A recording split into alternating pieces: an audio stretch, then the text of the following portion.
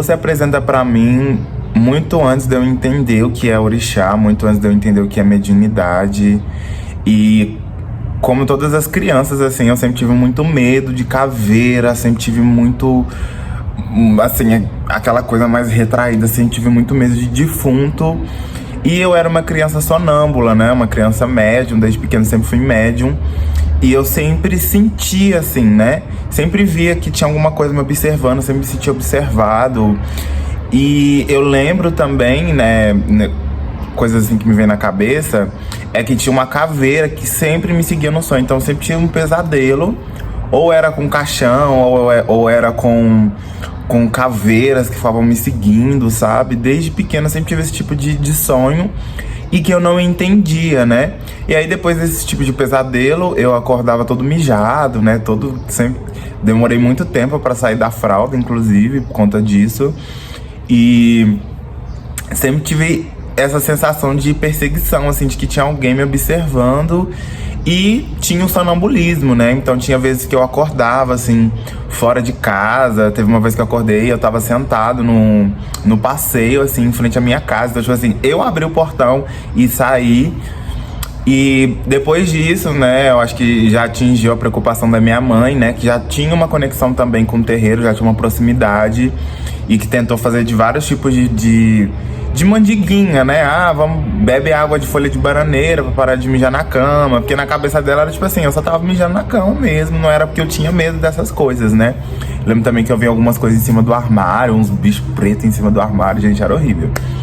Até que eu vou, né, num terreiro, eu lembro que eu conversei com um preto velho.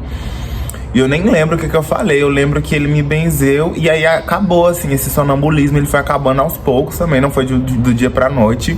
Ainda assim, continuei tendo muitos sonhos. E a partir dessa época, né, eu comecei a ter muito medo de defunto, porque eu comecei a sonhar com muita gente morta, sonhar com coisas que iam acontecer. Então, tipo assim, sonhava com a pessoa ia morrer, a pessoa ia lá e morria. Só que eu não sabia que essas coisas eram, tipo assim, coisas de mediunidade. Pra mim era, tipo assim, coisa na minha cabeça, que eu não sabia nem o que era sonhar. Então, comecei a ter essa proximidade com a espiritualidade muito antes de entender o que é espiritualidade, né? E tudo muda, assim, minha vida começa a mudar também quando a gente muda pra morar do lado do cemitério, né? Então eu já tinha muito medo de defunto, né, dessas coisas. E quando a gente muda, né, pra casa dos meus avós, que era do lado do cemitério, isso me traz um trauma, assim, de um jeito, gente, que eu fiquei chorando por uma semana. Eu lembro que eu fiquei chorando todos os dias. Eu chorava até eu dormir.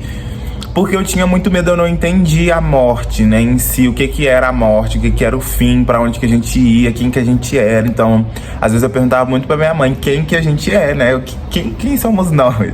Tipo, essas perguntas que eu não entendia essas coisas, né. Tanto que também, quando falava assim, fulano de tal morreu, eu já ficava louco, assim, não quero ir. Minha mãe sempre me chamava pra poder ir, porque às vezes eram pessoas próximas da nossa família, e eu nunca queria ir. E assim, nunca gostei de ir em cemitério, essas coisas, então eu fiquei por muito tempo sem velório, essas coisas, até mesmo de familiar. Então, às vezes, minha mãe ia minha família inteira e eu tinha que ficar em casa porque eu tinha medo, assim, né? Não entrava no cemitério, tipo, o cemitério era do lado da minha casa, eu passava, tipo assim, né? Fazia o sinal da cruz, meu Deus, sem olhar, porque eu tinha muito medo, eu não entendia, né? Tinha medo de escuro, enfim, tinha medo dessas coisas e eu não entendia.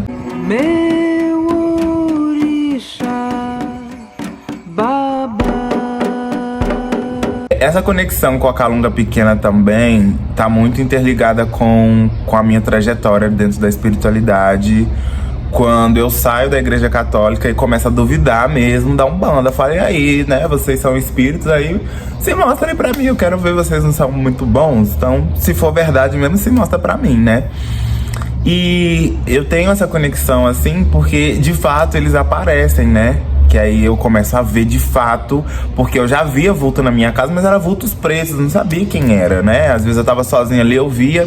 Com o tempo eu comecei a acostumar, né? Tipo, é o vento, as coisas tá caindo, a porta batia com uma força. Às vezes não tinha nenhum vento, é o vento, sabe? Então dentro da minha casa a gente tinha esses escapes, até mesmo pra gente não ficar doido, né? E aí, eu já contei essa história também, na qual eu começo a ver espíritos mesmo dentro da minha casa, né? Que ficava do lado da Calunga Pequena, do cemitério. E eu começo a frequentar, né, juntamente com alguns parentes, terreiro de Umbanda, né? Que era também uma religião que eu tinha muito preconceito. E começo a me aproximar e entender melhor o que é espiritualidade, o que é um médium, né? O que tem do outro lado, né? E aí eu começo a ter essa percepção de proximidade também com a minha própria espiritualidade, porque eu já tinha muitos sonhos, via muita coisa e não entendia, né? Novamente, não entendia o que era isso.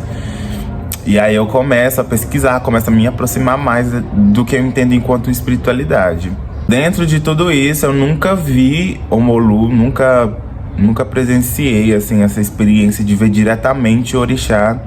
E existe uma questão que eu sempre tive, assim, nesse período que eu fiquei dentro da igreja católica, né? Que as pessoas sempre falavam que Deus sempre falava com elas, né? E eu, tipo assim, as pessoas falavam, fecha o olho aí, conversa com Deus. E eu não ouvia nada, a gente fechava o olho lá e falava, meu Deus, eu não tô ouvindo nada. Mas assim, eu lembro em todos os momentos que tudo que eu sempre pedia, assim, né? Tudo que me aproximava, tudo que eu... Então assim, gente, preciso passar de ano, eu pedia. Eu falava, eu preciso passar de ano, me ajuda a passar de ano. Eu passava. Pedi várias coisas e assim, tudo que eu pedi aconteceu de certa forma, só que eu não entendia como que era essa conversa, né, indireta com Deus, né, com a força divina, assim, vamos dizer, de uma forma mais próxima. E também nessa pesquisa, estudando essas questões afrodiaspóricas, eu começo a entender como que também se relaciona esse corpo preto com a Igreja Católica, na qual eu não tenho nada contra a Igreja Católica, né? Tenho um super respeito, até porque eu fiquei muito tempo na Igreja Católica. Entretanto, enquanto um corpo de uma pessoa preta, não acho que caiba pra mim estar nesse espaço, justamente por isso que eu sou macumbeiro. Mas eu comecei a entender como que esse Deus conversa com as pessoas de uma forma muito indireta, né? Quando eu entro na Umbanda, né, sou batizado, e aí na hora de descobrir meus orixás, dá o Omolu com Inhansã. E aí eu começo a me perguntar por que o Omolu tá presente na minha vida, sendo que ele nunca se mostrou pra mim, né? Que o Oxumaré se apresentou pra mim, eu ainda não sei qual a minha história com o Oxumaré, mas ele se apresentou pra mim muito antes de eu saber quem era o Oxumaré. Antes mesmo de eu saber, assim, né, da existência dele, porque eu estudava, mas eu estudava orixá de Umbanda, né? Nem sabia quem era. E eu nunca vou esquecer de um arco-íris, assim, um homem com uma cobra, assim, no pescoço descendo desse arco-íris, né? Foi um dos primeiros orixás, na verdade, que se mostrou pra mim. E aí também existe essa relação também na minha vida de Oxumaré com o Omolu, porque quando eu falo que eu sou filho de Omolu, eu nego o Omolu na minha vida, porque pra mim não faz sentido. E como uma pessoa também imatura, eu neguei o Omolu por muito tempo, né? Neguei ele, não quis ele presente na minha vida, porque eu não entendia. Eu falava, gente, mas não faz sentido, o Oxumaré tá se mostrando pra mim. Isso sem jogar abusos, né? A Umbanda, ela existe, ela trabalha de uma outra maneira, totalmente diferente do Candomblé, tanto que o seu orixá de Candomblé pode ser totalmente diferente do orixá de Umbanda.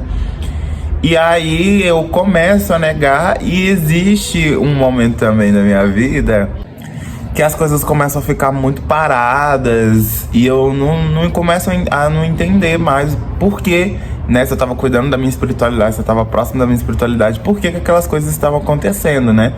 E em conversa com muitas pessoas, eu começo a entender que o orixá de cabeça, muitas das vezes, é o orixá que é negado, né? Então as pessoas têm essa dificuldade de se aproximar do próprio pai de cabeça, né? Ou mãe de cabeça. Não é todo mundo, mas acontece com muitas pessoas que eu conheço, que estão próximas de mim, né?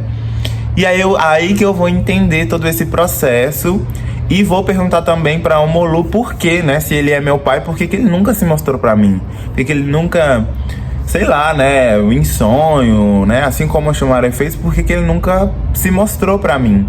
E aí, a partir desse momento, gente, me veio um flashback dessa questão, assim, de quando eu era criança, que eu tinha muito medo de defunto, medo da calunga pequena, medo do cemitério e, sabe, medo dessas coisas. O Omolu, ele é um orixá que ele tá muito ligado à questão do tempo. Dentro do tarô, ele representa a carta do eremita, que fala muito dessa questão de você tirar um tempo pra você, um tempo de pensar no futuro, de pensar em você também, de pensar nas ações do agora, de como que você tá agindo e se essas ações que você tá tendo condizem com quem você quer ser, né? E eu, enquanto uma pessoa ansiosa, eu precisei de todo esse tempo, assim, de Omolu na minha vida, porque ele traz isso, né? Da calma e da espera. O Omolu também, ele tá muito ligado às coisas mais velhas, à maturidade também, a maturidade do velho, né? As pessoas mais velhas também estão presentes na minha vida, assim como os pretos velhos. E os pretos velhos, eles são, tipo, entidades que viveram, né? Viveram tudo que a vida podia dar, né? Na época deles. Então, eles têm muita experiência, eles têm muita maturidade. Que também foi uma linha que eu neguei por muito tempo. Quem já me acompanhou aqui sabe, né? Eu já contei isso várias vezes. Dessa questão de negar o velho. E eu precisei entender também que o velho tá ligado à maturidade, tá ligado à experiência de saber o momento de agir, o momento de falar, né? Então eu precisei ter esse tipo de maturidade na minha vida, esse tipo do esperar, para poder também agir no momento certo, né? Sem entender também que o Omolu estava presente na minha vida para me mostrar isso. Vim de longe, de bem longe, de lá de Oruba, no meu peito, bem no meio, traz meu orixá. Então, quando é me falado, né, várias vezes que o Omolu é meu pai de cabeça, eu começo a pensar nisso, né? Como que ele estava atuando na minha vida sem eu perceber, e por isso que eu nego ele o tempo inteiro, né? Só agora que eu fui entender isso, né? Tem pouquíssimo tempo que eu tô próximo ao Omolu, próximo a essa questão de entender a minha própria solitude, né? Porque o Omolu, ele foi abandonado pela sua mãe, né? Pra não morrer.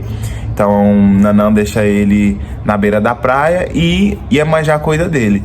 Quando ele atinge uma determinada idade, né, que ele descobre também que Iemanjá não é mãe dele, ele começa a conhecer o mundo. Então, ele vive um tempo nas matas, depois ele começa a dar umas caminhadas, né, e a cuidar também de muitas pessoas que precisam ali da sua cura, do seu conhecimento de ervas.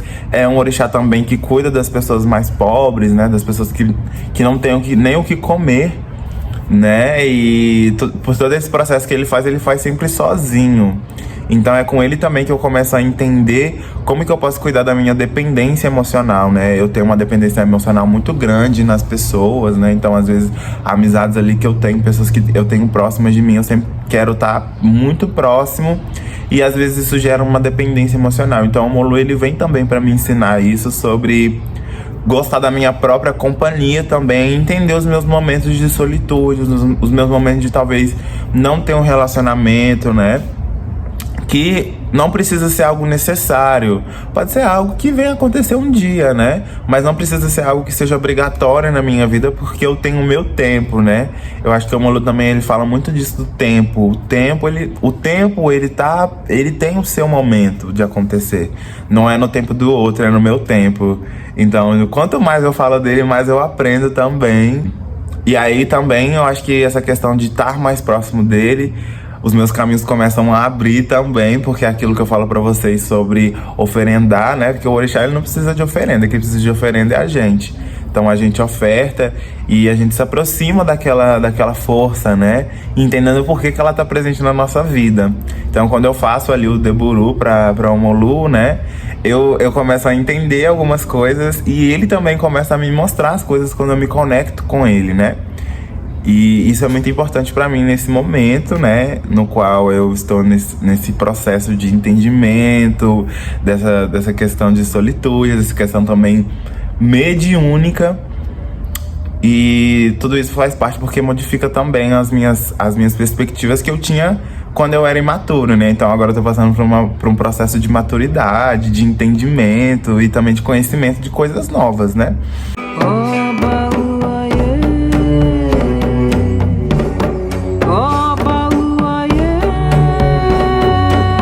Teve um momento, assim, que eu trabalhava numa empresa, né? E eu dei uma doença. Não posso nem falar pra vocês se foi uma doença. Eu dei um machucado na minha perna, no qual eu comecei a ir em vários médicos pra poder ver o que era, né? Porque eu não sabia nem o que era. Era um machucado.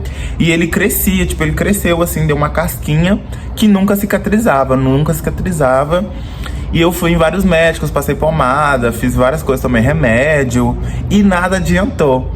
E a partir disso eu comecei a estudar, né? O meu estudo de ervas começa aí. Eu comecei a estudar várias ervas para poder curar isso, porque as pomadas não estavam adiantando, né? O remédio que eu tava tomando não tava adiantando.